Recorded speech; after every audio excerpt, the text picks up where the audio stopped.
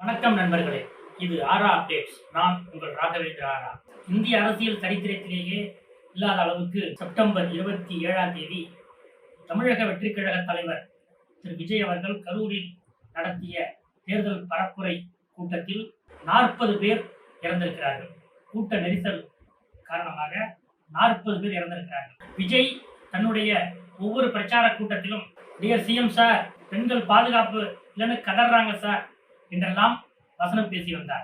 அவருடைய பிரச்சார கூட்டத்தில் 10 குழந்தைகள், 17 பெண்கள், 13 ஆண்கள் என 40 பேர் மிதிப்பட்டு மூச்சு திணறி இறந்திருக்கிறார்கள். இந்த விஷயம் இன்றைக்கு இந்தியா முழுவதும் ஒரு அதிர்வு கலந்த ஒரு கவனிப்போடு விவாதிக்கப்பட்டு வருகிறது. தமிழ்நாட்டிலே இருக்கக்கூடிய சின்ன சின்ன கட்சிகளிலிருந்து தேசிய அளவிலான கட்சிகள் வரைக்கும் இது பற்றி இரங்கல் வெளியிட்டிருக்கிறார்கள். பல்வேறு கட்சித் தலைவர்கள், தமிழ்நாடு முதலமைச்சர் ஸ்டாலின் நேற்று இரவே சென்னையிலிருந்து புறப்பட்டு நள்ளிரவு கரூர் வந்தார். மற்றும் தமிழ்நாட்டில் இருக்கிற பல்வேறு கட்சியினரும் பல்வேறு கட்சி தலைவர்கள், நிர்வாகிகள் வந்து உயிரிழந்தவர்களின் உறவினர்களுக்கு ஆறுதல் சொல்லியும், பாதிக்கப்பட்டு சிகிச்சை பெற்று வருகிறவர்களுக்கு ஆறுதல் சொல்லியும் இங்கே இருக்கிறார்கள். ஆனால் இதுவரை தமிழக வெற்றி கழகத்திலிருந்து ஒருவர் கூட, ஒரு நிர்வாகி கூட கரூரில் வந்து பாதிக்கப்பட்டவர்களையோ இறந்தவர்களையோ பார்த்ததாக எந்த செய்தியும் இல்லை. என்ன நடந்துச்சு? ஏற்கனவே எல்லா ஊடகங்களிலும் விவாதித்துக் கொண்டிருக்கிறார்கள். காலை 8:45 மணிக்கு நாமக்கல்லில் பிரச்சாரம், அதை முடித்துவிட்டு மத்தியானம் 12 மணிக்கு கரூரில் விஜய் பிரச்சாரம் பண்ணுவார் என்று ஏற்கனவே அறிவிக்கப்பட்டு விட்டது. ஆட்டோ கட்டி நாமக்கல் சுற்றுவட்டாரம், கரூர் சுற்றுவட்டாரம் முழுவதும் ஆட்டோ கட்டி, வேன் கட்டி வெற்றி கழகத்தினர் ஒளிபெருக்கிகள் வைத்து இந்த அறிவிப்பை செய்தார்கள். அது மட்டுமல்ல, ஊடகங்கள் இதோ விஜய் கிளம்பி விட்டார், வீட்டிலிருந்து அவர் விளைந்து விட்டார், சட்டை பட்டனை மாட்டி விட்டார், பெல்ட்டை போட்டு விட்டார், பேக்கை எடுத்து விட்டார், ஏர்போர்ட் சென்று விட்டார், திருச்சி வந்து விட்டார், திருச்சியிலிருந்து அடுத்து இங்கே வருகிறார், அந்த மைல் வருகிறார், இந்த மைல் தூரத்தில் வருகிறார் என்று ஊடகங்கள் அவருடைய ஒவ்வொரு நிமிட அந்த அவருடைய வாகனத்தின் நகர்வையும் ஊடகங்கள் ஒளிபரப்பு செய்து கொண்டே இருக்கிறார்கள். இப்படிப்பட்ட இந்த நிலையில் காலை 8:45 மணிக்கு நாமக்கல் வருவதாக சொன்ன விஜய் பிற்பகல் 2:30 மணிக்கு தான் வர்றாரு. ஏன் வர்ற வழியில வேற எங்கும் கூட்டங்களா? எம்ஜிஆர், அண்ணா போன்ற தலைவர்கள் தேர்தல் பிரச்சாரம் செய்யும் போது இன்று மாலை 5 மணிக்கு வருகிறேன் என்று சொன்னால் அவர்கள் அங்கு வரும்போது அதிகாலை 4 மணி ஆகும். ஏனென்றால் அதற்கு முன்பு ஒரு பாயிண்ட், அதற்கு முன்பு ஒரு பாயிண்ட், அதற்கு முன்பு ஒரு பாயிண்ட் என்று பேசிக்கொண்டே வருவார்கள். ஒவ்வொரு இடத்திலும் மக்கள் திரள் கூடியிருப்பார்கள். அவர்களை கடந்து கடந்து வருவதற்கு அண்ணா, எம்ஜிஆர் போன்ற தலைவர்களுக்கு இத்தனை மணி நேரங்கள் எடுத்துக்கொள்வார்கள். ஆனால் விஜய் பேசுறதே ஒரு பாயிண்ட் தான். ஒரு நாளைக்கு 1-2 பாயிண்ட் தான். அவர் வர்றது விமானத்துல வர்றாரு, விமானத்திலேருந்து சொகுசு பஸ்ல வர்றாரு. ஏன் இந்த தாமதம்? இது ஒரு பக்கம் விவாதமாக்கி கொண்டிருக்கிறது. அப்படி ஒரு ஏற்கனவே அறிவித்த அந்த பயண திட்டம், ஆனால் அது எப்படி நடைமுறைப்படுத்தப்பட்டிருக்கிறது என்று பார்த்தால் 12 மணிக்கு கரூருக்கு வருகிறேன் என்று சொன்ன விஜய் மாலை 6:35, 6:40 மணிக்கு தான் அந்த ஸ்பாட்டுக்கு வர்றாரு. வேலுசாமிபுரம் என்ற ஸ்பாட்டுக்கு வர்றாரு. கட்டுக்கடங்காத கூட்டம். ஏன்னா அவர் வந்து பொதுவாக கரூர் என்பது டெக்ஸ்டைல் பிசினஸ் மற்றும் அந்த வண்டி கட்டும், பாடி கட்டும் இண்டஸ்ட்ரி ரெண்டுமே மிக அதிகமாக உள்ளது. விஜய் வருகிறார், விஜயோட பிரச்சார பயணம் நேற்று கரூரில் இருக்கிறது என்பதால், இன்னும் சொல்லப்போனால் சனிக்கிழமை என்பது கரூர், கோவை, திருப்பூர் உள்ளிட்ட இந்த இண்டஸ்ட்ரியல் நகரங்களிலே அது வார சம்பள நாள். அந்தந்த வாரத்துக்கு சம்பளத்தை அந்தந்த சனிக்கிழமை கொடுத்துருவாங்க. அதை வச்சு அவங்க வந்து அந்த வாரம் முழுதுமான சம்பளத்தை வாங்கி கொண்டு அன்று மாலை அவர்கள் உற்சாகமாக இருப்பார்கள், குடும்பத்தோடு ஹோட்டல்களுக்கு போவார்கள், ஜாலியாக இருப்பார்கள். இப்படிப்பட்ட இந்த நிலையிலே விஜய் வருகிறார் என்று அறிவித்ததுமே, அதுவும் சனிக்கிழமை என்று அறிவித்ததுமே கரூர் வாசிகளுக்கு விஜயின் வருகையே ஒரு பண்டிகை தான். அவ்வளவு நேசிப்பவர்கள் அவரை. அதனால விஜய் வர்றாருங்கிறதே ஒரு பண்டிகை தான்.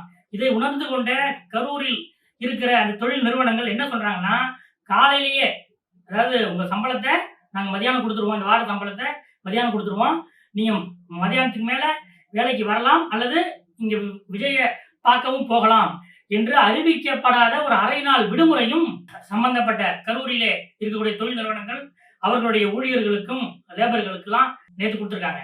அதனால அவங்க மதியம் 12 மணிக்கு விஜய் வந்துடுவாரு அப்படின்ட்டு அவங்க பயந்துட்டு இருந்தவங்க, விஜய் இன்னும் வரல இந்த நம்ம டிவிகள் தான் இருக்காங்களே, விஜய் இன்னும் வரல இப்பதான் வந்துட்டு இருக்காரு, இன்னும் 8 கிலோமீட்டர் இருக்கு, இன்னும் 10 கிலோமீட்டர் இருக்கு, இன்னும் 9 கிலோமீட்டர் இருக்கு என்று அவருடைய வாகன கான்வாய் வர்றதை நேரடியாக இவர்கள் சொல்லிக்கொண்டே இருப்பதால் இருக்கிறவங்க என்ன நினைச்சாங்க, சரி கரூருக்கு மதியம் 12 மணிக்கு வரேன்னு சொன்னாரு. ஆனா வர்றதுக்கு லேட் ஆகும். 6 மணிக்கு தான் வருவாரு.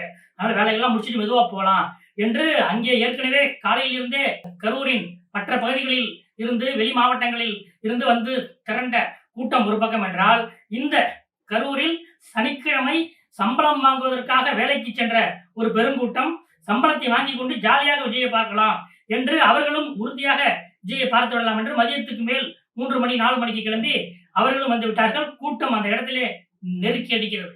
இப்படிப்பட்ட நிலையில் தான் கிட்டத்தட்ட 6:40 மணிக்கு விஜய் அங்கே வந்தார். அங்கே வந்து முதல்ல அவர் சொன்னது, என்ன பைபாஸ்ல இருந்து இங்க எப்படி இங்க வருவேன்னு எனக்கே ஒன்றும் புரியல. என்னை இங்கே பத்திரமாக அழைத்து வந்த போலீசாருக்கு நன்றி என்று அவர் சொன்னார். அடுத்ததுல இருந்து கூச்சல் குழப்பம் அவர் பேசிக் கொண்டிருக்கும் போதே அந்த லைவ் பார்க்கும்போது அவர் வந்து அவரோட வலது பக்கம் கூச்சல் குழப்பங்கள் எழும்போது அவங்க தண்ணி கேட்குறாங்க அப்படின்னு நினைச்சிட்டு இவர் வேன்ல இருந்து பஸ்ல இருந்து இந்த வாட்டர் பாட்டிலை எடுத்து அவர் விட்டெறிவார். அப்போதே அந்த அவர் விஜய் வாட்டர் பாட்டிலை விட்டெறிந்த அந்த நேரத்திலேயே அந்த நொடியிலேயே கிட்டத்தட்ட நெரிசல் மிதிப்படுதல் ஆரம்பித்து விட்டது என்று சொல்கிறார்கள். நாம் கரூரில் அங்கிருந்த நேரடியாக விசிட் செய்த பத்திரிகையாளர்கள் சில அதிகாரிகள் உள்ளிட்டவர்களிடம் நான் பேசும்போது என்ன சொல்றாங்கன்னா, விஜய் வந்து அந்த அந்த இடத்துக்கு வர்றதுக்கே ரொம்ப மிக நெருக்கடியான ஒரு ஒரு சூழ்நிலை தான் இங்க வந்துடுறாரு. சுற்றிலும் கூட்டம், அதாவது 1 2 3 4 கிட்டத்தட்ட ஒரு 20 அடுக்கு 25 அடுக்கு அந்த வரிசை ஃபுல்லா நிக்கிறாங்க. இந்த நிலையில அவர் சுத்தி இருக்கிற பில்டிங் ஒவ்வொரு பில்டிங்லயும் ஒவ்வொரு ஐஎஸ் அதிகாரி இருக்கிறார். அதாவது இன்டெலிஜென்ஸ் உளவுத்துறை அதிகாரிகள் இருக்காங்க. அவங்க ரிஸ்க் அசஸ்மெண்ட் அப்படின்ற ஒரு அவங்க இதுல ஒரு இது உண்டு. அதாவது பாதிப்பு எது ஏற்படுதா அப்படிங்கிறத உடனடியாக வெளியில் சொல்லி ஒரு மேலதிகாரிகளுக்கு சொல்லி அதற்கேற்ற வகையிலே பாதுகாப்பு மற்றும் மருத்துவ ஏற்பாடுகள் செய்வதுதான் அவங்களோட டியூட்டிகள்ல முக்கியமான ஒண்ணு. அதாவது இது மாதிரி கட்டுக்கடங்காத கூட்டம் வரும்போது, ஏனென்றால் 10,000 பேருக்கு தான் பாதுகாப்பு, 10,000 பேர் வருவாங்க என்று எதிர்பார்க்கிறோம் என்று பாதுகாப்பு கேட்டு எழுதி கொடுத்தார்கள். ஆனால் அந்த வேலுசாமிபுரம் அந்த பகுதியிலே சுமார் 25,000 30,000 பேர் வரை அங்கே இருந்திருக்கிறார்கள் என்பது சூழல். அந்த பில்டிங்ல இருக்கிற ஐஏஎஸ் எல்லாம் பார்த்துட்டு அவங்க மேலேருந்து அவங்க கீழே பார்த்துட்டு கீழே வந்து ஒவ்வொருத்தரும் மரக்கிளைய முறிஞ்சி கீழே ஹாஸ்பிட்டல் சீட்ல விழுந்து, ஹாஸ்பிட்டல் சீட்ல இருந்து கீழே விழுந்து, கீழே நிக்கிறவங்க மேல விழுந்து, கீழே நிக்கிற பெண்கள் சின்ன சின்ன குழந்தைகள் மேலாம் விழுறாங்க. இதெல்லாம் பார்த்துட்டு விஜய் பேசிக் கொண்டிருக்கும் போதே ரிஸ்க் அசஸ்மெண்ட் அந்த அடிப்படையிலே அவர்கள் டிஎஸ்பிக்கு தகவல் அனுப்புகிறார்கள். டிஎஸ்பி உடனடியாக மருத்துவ வட்டாரங்களில இது பண்ணி ஆம்புலன்ஸை உடனடியாக இது பண்றாங்க. இன்னொன்னு, விஜயோடைய கான்வாயிலேயே 4 ஆம்புலன்ஸ் இருக்கு. அவங்க அங்கங்க மயக்கம் அடைகிறாங்க அப்படின்றத கேள்விப்பட்டு விஜயோடைய கான்வாயில் வந்த 4 ஆம்புலன்ஸிலும் அவர்கள் ஏற்றி அனுப்புகிறார்கள். இவர்கள் ஏற்றி அனுப்பி அவங்க போயிட்டே இருக்கும்போது விஜய் தனது பேச்சை இவ்வளவு ரொம்ப, அதாவது ஏற்கனவே பார்த்த அவர் இதுவரைக்கும் நடத்திய மற்ற பிரச்சார பயணங்களை விட இன்னைக்கு செப்டம்பர் 27ஆம் தேதி கரூர்ல கட்டுக்கடங்காத கூட்டம் இருப்பதை உணர்ந்த விஜய், அதுக்கு மேல இவர் சொல்றத அவங்களுக்கு கேட்க முடியல, அவங்க என்ன பண்றாங்கன்னு இவருக்கும் புரியல. அதனால பேச்சை கிட்டத்தட்ட பாதியிலேயே முடிச்சிடறாரு. அவர் முடிக்கும் போது ஆதவ அர்ஜுனா மேல போய் விஜய் காதுல சொல்றாரு. அப்பதான் விஜய் அந்த மைக்க வாங்கி ஒரு குழந்தை காணா போயிட்டாங்களாம் அப்படின்னு சொல்லி அந்த அறிவிப்பு விடுறாரு. இவ்வளவு நடந்து கொண்டிருக்கும் போதே அந்த கூட்டத்துக்கு வெளியில் இருந்து, அதாவது ஐஎஸ் அதிகாரிகள் அனுப்பிய எச்சரிக்கை தகவலை அடுத்து ஆம்புலன்ஸுகள் வெளியே வந்துட்டு இருக்காங்க. கிட்டத்தட்ட ஒரு 10க்கும் மேற்பட்ட ஆம்புலன்ஸுகள் அந்த அந்த கூட்டத்துக்குள்ள வந்துட்டு இருக்காங்க. கூட்டத்துக்குள்ளிருந்து விஜய் கான்வாயில வந்த ஆம்புலன்ஸ் 4 வெளியே போகுது. இவங்க போறதுக்கும் அவங்க வர்றதுக்கும் அந்த இடைப்பட்ட சூழல தான் விஜய் பிரச்சாரத்தை முடிச்சுட்டு அந்த பஸ்ஸுக்குள்ள போறாரு. அவர் பஸ்ல இருந்து அவர் புறப்படும் அந்த நொடியிலேயே கூட்டத்துக்கு வெளியே இருந்து ஆம்புலன்ஸ்கள் உள்ளே வந்து கொண்டிருக்கின்றன. இப்படிப்பட்ட இந்த நிலையில்தான் அவர் அந்த பஸ் அந்த பிரச்சார ஸ்பாட்டிலிருந்து புறப்பட்ட ஒரு 5 நிமிடம் 10 நிமிடத்திலேயே இவங்கெல்லாம் குழந்தைகளையும் பெண்கள் ஆண்கள்லாம் தூக்கி போட்டுட்டு ஆம்புலன்ஸ் தூக்கி போட்டுட்டு வேக வேகமா போறாங்க. அங்க இருக்கிற அக்ஷயா ஹாஸ்பிட்டல் மற்ற சில தனியார் மருத்துவமனைகள்ல அங்க போய் அட்மிட் பண்ண no pulse no pulse no பல்ஸ்னே சொல்றாங்க. நோ பல்ஸ் என்றவுடன் உடனடியாக அதிர்ச்சி அடைந்து அவர்கள் உடனடியாக கரூர் அரசு மருத்துவமனைக்கு எடுத்துச் செல்லப்படுகிறார்கள். இந்த நிலையில்தான் கரூர் மாவட்ட நிர்வாகம் தரப்பிலே 10 பேர் உயிரிழந்திருக்கிறார்கள் என்று அஞ்சப்படுகிறது என்ற அறிவிப்பு கொஞ்சம் கொஞ்சமா வெளில வருது. விஜய் வந்து கரூர் பிரச்சார பயணத்தை முடித்துவிட்டு அவர் திருச்சி விமான நிலையத்துக்கு 90 கிலோமீட்டர் பயணம். அந்த 90 கிலோமீட்டர் அவர் திருச்சிக்கு செல்வதற்குள்ளேயே கிட்டத்தட்ட 30 பேர் இறந்துடுறாங்க. இதெல்லாம் பஸ்ஸுக்குள் இருக்கும் விஜய்க்கு தெரியாதா? கிட்டத்தட்ட 7:45 மணி வாக்கிலேயே முதலமைச்சர் ஸ்டாலின் ரியாக்ட் செய்கிறார். உடனடியாக கரூரில் இருந்து வரும் செய்திகள் கவலை அளிக்கின்றன என்று போடுகிறார். உடனடியாக அவர் வந்து செந்தில் பாலாஜியிடம் பேசுகிறார். அமைச்சர் மருத்துவத்துறை அமைச்சர் மாசுவிடம் பேசுகிறார். அடுத்ததாக அமைச்சர் அன்பில் மகேஷ் அவரிடம் பேசுகிறார். நீங்களாம் போங்கன்றாரு. கரூர் கலெக்டரிடம் பேசுகிறார். மற்ற மாவட்ட கலெக்டர்களை அங்கே அனுப்புகிறார். மற்ற மாவட்டத்திலிருந்து மருத்துவர்கள் கரூர் அரசு மருத்துவமனைக்கு செல்லுங்கள் என்று சொல்கிறார். இவ்வளவையும் முதலமைச்சர் ஸ்டாலின் அங்கிருந்து செய்கிறார். இந்த இடைவெளியில் தான் கரூரில் இருந்து திருச்சிக்கு அந்த பஸ்ஸிலே சென்று கொண்டிருக்கிறார் விஜய். இடையிலே அவர் காரில் மாறி இருக்கிறார். ஒரு இடத்துல தன்னுடைய இந்த வழக்கமான கருப்பு காரில் விஜய் மாறி இருக்கிறார். இடையில கூட்டம் குறைவாக இருக்கிற அந்த ஒரு கேப்ல மாறி இருக்காரு. அங்க மாறி திருச்சி ஏர்போர்ட்டுக்கு வர்றாரு. திருச்சி ஏர்போர்ட் விஜய் வரும்போதே செய்தியாளர்கள் அங்கே கூடி, சார் 30 பேர் இறந்துட்டாங்களாமே சார் என்று கேட்கும்போது பேக்கை எடுத்துக்கொண்டு நேராக உள்ளே போகிறார். இதுல என்ன ஒரு விபரீதமான ஒரு வேதனையான விஷயம் என்னவென்றால், வாருங்கள் விஜய் பேசுகிறார், என் நெஞ்சில் கூடியிருக்கும் நண்பா தோழா தோழி வாருங்கள் என்று இவர்தான் மக்களை அழைத்தார். அவர்களும் வந்தார்கள். அவர்களில் இப்படிப்பட்ட ஒரு கொடூரமான சூழலில் சிக்கிக்கொண்ட இந்த நிலையில் விஜய் அந்த 90 கிலோமீட்டர் பயணத்தில் விஜய்க்கு இதெல்லாம் சென்று சேர்ந்ததா இல்லையா?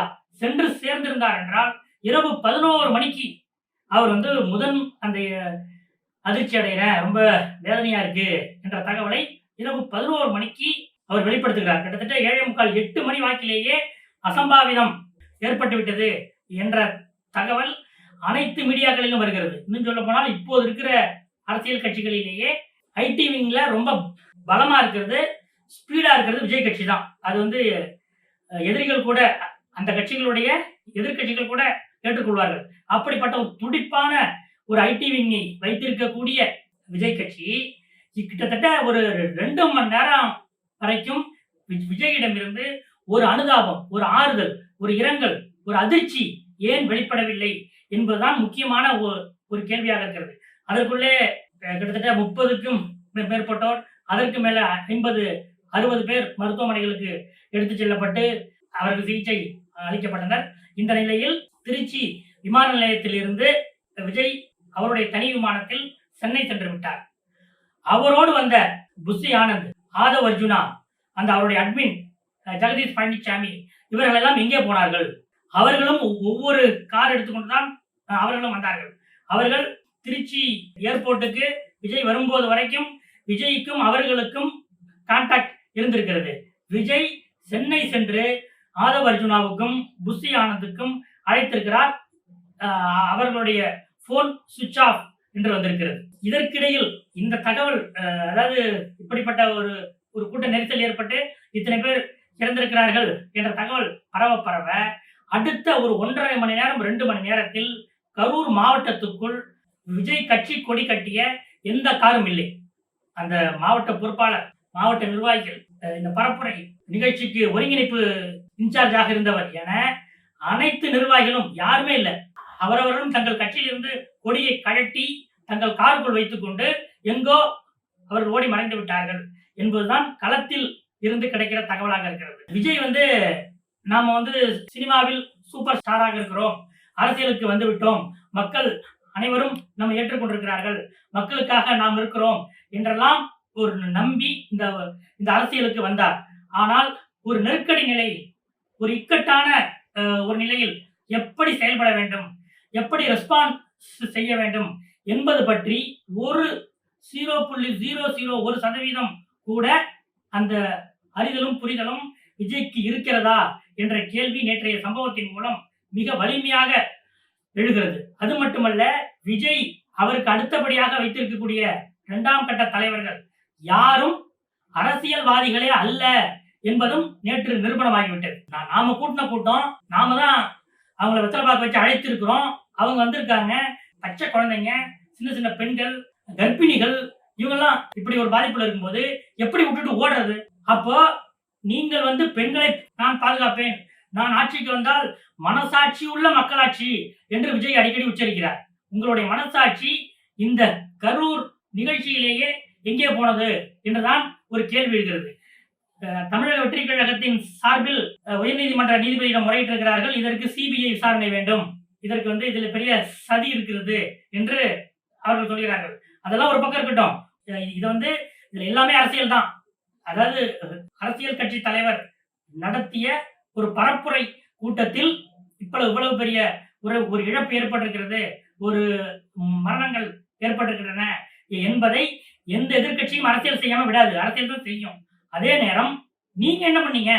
அவர்கள் அரசியல் செய்வதற்கு டோட்டலா அவங்கள்ட்ட கரூர் களம் முழுதையும் டிஎம்கே மற்றும் திமுக அரசிடம் ஒப்படைத்து விட்டு தமிழக வெற்றி கழக நிர்வாகிகள் ஒட்டுமொத்தமாக கரூரை காலி செய்தது ஏன்? விஜய் வந்து அவருடைய இரண்டாம் கட்ட நிர்வாகிகளான புஷி ஆனந்த், ஆதவ் அர்ஜுனா, நிர்மல்குமார், ஐஆர்எஸ் அதிகாரி அருண்ராஜ், அவருடைய ஆலோசகர்கள் இப்படிலாம் இருக்காங்கல்ல, இவங்க யாருக்கும் களத்தில் என்ன நடக்கிறது என்பது பற்றிய உணர்வு பிரஜை எதுவுமே இல்லை என்பதுதான் நேற்றைய சம்பவத்திலிருந்து வெளிப்படுகிற ஒரு பெரிய உண்மையாக இருக்கிறது. விஜய் வந்து மிக உயரமான இடத்திலே சினிமாவிலே இருக்கிறார். ஆனால் அரசியலில் அவர் அடியெடுத்து வைத்திருக்கிறார். அரசியலில் கீழே இருந்துதான் மேலே செல்ல முடியும். சினிமாவுடைய உயரம் அப்படியே அரசியல் உயரமாக மாறிவிடாது என்பதுதான் யதார்த்தம். இப்படிப்பட்ட இந்த நிலையில் விஜய் அவரே இன்னும் அரசியல் மயப்படவில்லையோ என்ற ஒரு கேள்வி எழுகிறது. இதை அடுத்தடுத்து எவ்வாறு எடுத்துச் செல்வது என்ற ஒரு விவாதங்களும் அரசியல் வட்டாரங்களில் நடந்து கொண்டிருக்கின்றன. இன்னும் சொல்ல போனால் விஜய்க்கு இந்த விஷயத்தில் அதிமுக கட்டுப்படாமல் இருந்தாலும் அதிமுகவும் வந்து ஆதரவு கொடுக்கும் ஒரு துணியில் தான் திரு எடப்பாடி பழனிசாமி அவர்களும் பேசியிருக்கிறார்.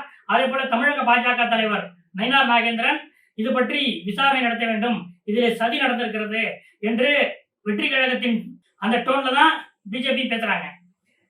அதிமுக பொதுச் செயலர் எடப்பாடி பழனிசாமியும் எதிர்கட்சிகளுக்கு ஒரு இடம், ஆளுங்கட்சிக்கு ஒரு இடம் என்று பாரபட்சமாக போலீஸ் வந்து பாரபட்சம் காட்டது அவர் குற்றம் சாட்டியிருக்கிறார். இப்படிப்பட்ட இந்த நிலையில் இதை எவ்வாறு எடுத்து செல்வது என்று அரசு தரப்பிலும் ஆலோசனைகள் நடந்து கொண்டிருக்கின்றன. அவங்க வந்து அதாவது தெலுங்கானாவில் வந்து புஷ்பா 2 அந்த ரிலீஸின் போது அல்லு அர்ஜுன், அந்த ஹீரோ அல்லு அர்ஜுன் வந்து ஒரு தியேட்டருக்கு படம் பார்க்க வந்திருக்காரு. அப்போது ஏற்பட்ட அந்த கூட்ட நெரிசலில் ரேவதி என்ற 35 வயது பெண் இறந்து போனார். அந்த நிலையில் அல்லு அர்ஜுன் மீது போலீஸ் வழக்கு பதிவு செய்து அவரை கைது செய்து நீதிமன்ற காவலில் வைத்தார்கள், சிறையில் அடைத்தார்கள். அதுக்கப்புறம் கடந்த ஜூன் மாதம் பெங்களூருவில் ஆர்சிபி அணி அவங்க ஐபிஎல்ல 18 ஆண்டுகளுக்கு பிறகு ஆர்சிபி ஐபிஎல் வெற்றி பெற்று கோப்பையை வென்று விராட் கோலி தலைமையிலே பெங்களூர் வந்த போது அவர்களை பார்க்க, விராட் கோலியை பார்க்க சென்ற சின்னஞ்சிறுவர்கள் உட்பட கிட்டத்தட்ட 11 பேர் கூட்ட நெரிசலில் சிக்கி இறந்து போனார்கள். அந்த அப்போது விராட் கோலி மேல எந்த வழக்கும் இல்லை, அந்த கிரிக்கெட் சங்க நிர்வாகிகள் இவர்கள் மீது வழக்கு போடப்பட்டது. இந்த நிலையில் இங்கே நடந்த கூட்ட நெரிசல் இது விஷயமாக விஜய் மீது வழக்கு பதிவு செய்யப்படவில்லை. பாதுகாப்பு கேட்டு விண்ணப்பித்த கரூர் மாவட்ட வெற்றி கழக பொறுப்பாளர் மற்றும் புஷி ஆனந்த், பொதுச் செயலாளர் ஆதவ் அர்ஜுனா உள்ளிட்டோர் மீதுதான் இங்க வந்து வழக்கு போட்டிருக்காங்க. நேற்று இரவோடு இரவாக கரூர் வந்த முதலமைச்சர் ஸ்டாலின் பாதிக்கப்பட்டவர்களுக்கு ஆறுதல் சொல்லிவிட்டு இறந்தவர்களுக்கு அஞ்சலி செலுத்திவிட்டு செந்தில் பாலாஜி உள்ளிட்டோரிடம், அன்பில் மகேஷ், செந்தில் பாலாஜி உள்ளிட்டோரிடம் ஆலோசனை நடத்தியிருக்கிறார். அப்போது ஸ்டாலின் அவர்களிடம் என்ன சொல்லியிருக்காரு என்றால், இதுல விஜயை நேரடியாக அட்டாக் பண்ணாதீங்க, நாம் வந்து அருணா ஜெகதீசன் தலைமையில நீதி விசாரணை ஆணையம் அமைத்திருக்கோம், அவர்கள் விஜயை அவர்கள் பார்த்துக் கொள்வார்கள், நாம் வந்து அவரை எதிர்த்து பேசுவது போல எந்த ஒரு இதுவும் வேண்டாம். விஜய் வந்து அவராகவே விழுந்திருக்கிறார். அருணா ஜெகதீசன் ஆணையம் நடத்துகிற விசாரணையின் போது விஜயுடைய அத்தனை விஷயங்களும் வெளிப்படும், அம்பலப்படும். எனவே நாம எதுவும் விஜய் அட்டாக் செய்ய வேண்டாம் என்று திமுக அமைச்சர்களுக்கும் முன்னணியினருக்கும் ஸ்டாலின் உத்தரவு போட்டிருக்கிறார் என்று சொல்கிறார்கள். அதனால்தான் இன்று காலை டெப்டி சிஎம் உதயநிதி கூட ரொம்ப சாஃப்டா அவர் பேசிட்டு போயிருக்காரு. அவரிடம் மீண்டும் மீண்டும் கேள்வி கேட்ட போது எங்கிட்டே கேட்டிருக்காங்க, அவர்கிட்ட 2 கேள்வி கேளுங்க என்பது மட்டும்தான் அவருடைய அதிகபட்ச ஒரு அட்டாக்காக இருந்திருக்கிறது.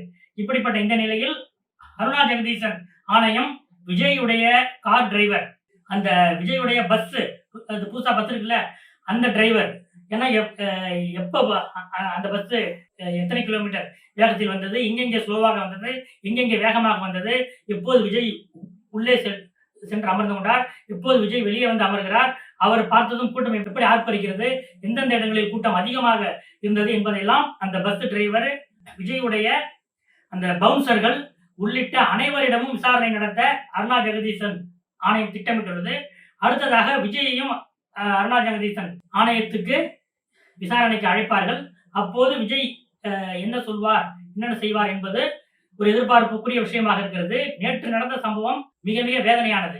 ஒரு அரசியல் கட்சியின் கூட்டத்துக்கு வந்தவர்கள் உயிரை கொடுக்க வேண்டிய ஒரு நிலைமை ஜனநாயக நாட்டில் ஏற்படுவது மிகவும் வேதனையானது.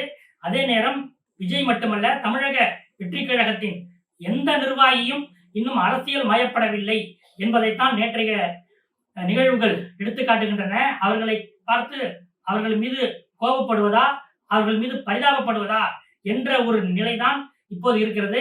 இந்த விவகாரத்தில் அடுத்தடுத்து என்ன நடக்கும் என்பதை பொறுத்திருந்து பார்ப்போம். இன்னொரு முக்கியமான விஷயம், இந்த சம்பவத்தை மையப்படுத்தி கூட்டணிகள் மாறினாலும் ஆச்சரியமில்லை என்பதுதான் இந்த வேதனைக்கு இடையிலும் வெளிப்படுகிற ஒரு அரசியல் மெசேஜாகவும் இருக்கிறது. அடுத்தடுத்த வீடியோக்களில் சந்திப்போம். நன்றி.